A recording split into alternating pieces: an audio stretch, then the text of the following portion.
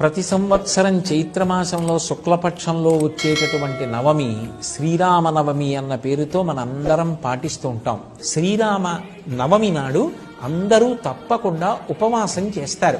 చేసి పొద్దున్నే రామచంద్రమూర్తిని ఆరాధన చేసి బాలకాండలోంచి శ్రీరామచంద్రమూర్తి యొక్క అవతారం ఆవిర్భవించినటువంటి ఘట్టాన్ని, ఆ సర్గని పారాయణ చేస్తారు. పారాయణ చేసి దేవాలయానికి వెళ్ళి రామచంద్రమూర్తిని సేవించి పరిపరి విధముల మార్చి ఇంద్రియములకు భగవంతుణ్ణి ఆలంబనంగా ఇచ్చి ఉపవాస దీక్షలో రామచంద్రమూర్తిని సేవిస్తారు.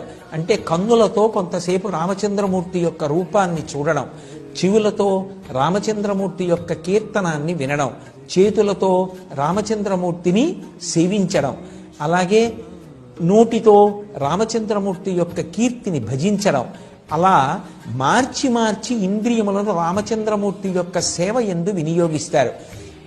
ఆ రోజంతా ఉపవాసం ఉండి శ్రీరామచంద్రమూర్తి యొక్క సేవ చేసి ఆ సాయంకాలం పట్టాభిషేక సర్గ చదువుతారు.